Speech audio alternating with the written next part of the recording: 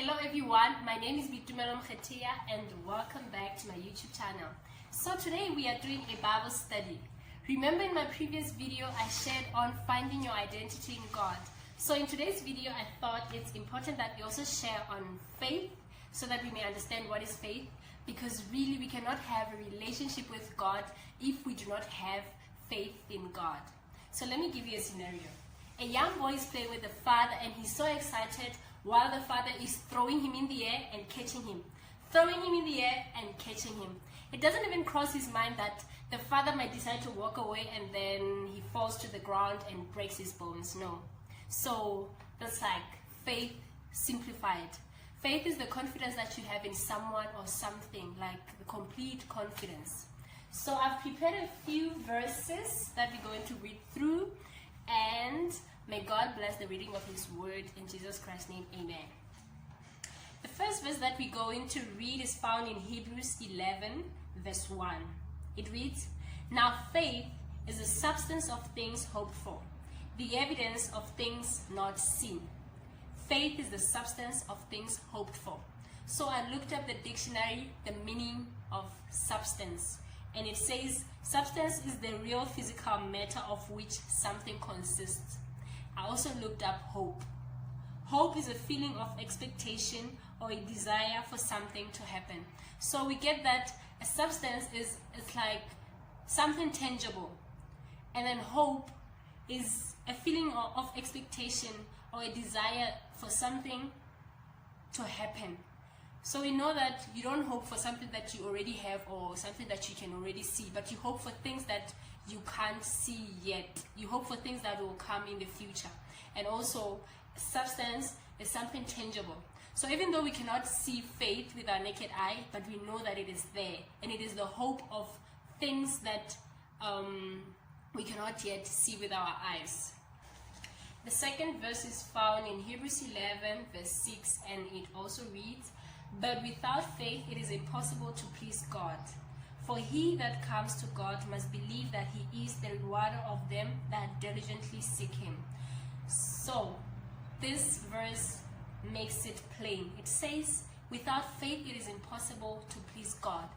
That is why I was saying earlier that it's important for us to understand what is faith, so that we may be able to exercise faith in God. Without faith, it is impossible to please God, because when you come to God, you must believe that He is, and you must believe that He is your creator. You must believe that He is there, even though you have not yet seen Him with your naked eye. You must believe that there is God. And when your believing is you exercising faith in God. So without faith, it is impossible to please God. The next verse is found in Mark 11, chapter 22 to 24, and I'm going to read it from the Bible. It's 3 verses. So it reads, "And Jesus answering, saying unto them, Have faith in God. For verily I say unto you, that whosoever shall say unto this mountain, Be thou removed, and be thou cast into the sea, and shall not doubt in his heart, but shall believe that those things which he says shall come to pass, he shall have whatsoever he says.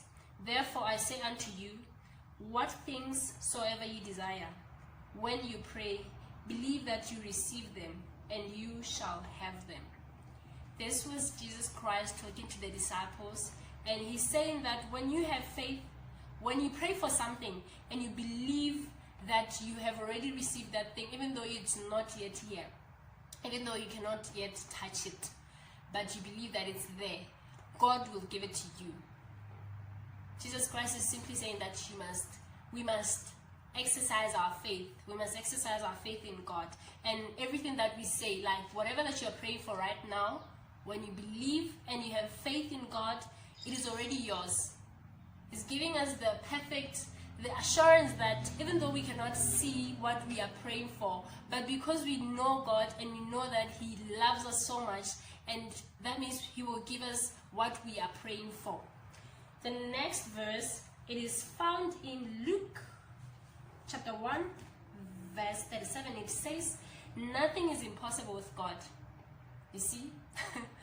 Nothing is impossible with God. Everything is possible with God.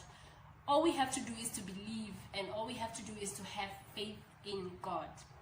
The next verse is found in Proverbs chapter 3, verse 5 to verse 6. It reads, "Trust in the Lord with all your heart, and lean not in your own understanding, but in all things acknowledge him, and he shall direct your path."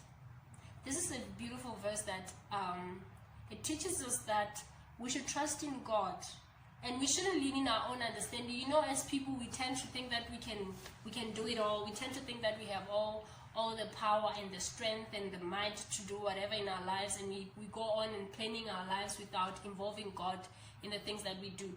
But the verse is saying that we should trust in God and lean not in our own understanding, because we might think that we understand, but we don't really understand things the way they are. We just see them the way we think they are. So we need to trust in God and acknowledge him in everything that we do. In every plan that you have to acknowledge God and invite him, and also ask for direction from him. Ask him to show you the right path to take in your life. The last verse that we are reading is found in Romans 8, verse 28, and it reads, "All things work for good for those who love God and for those who are called according to his purpose." So this is a verse that I encourage myself with when I'm going through life difficulties.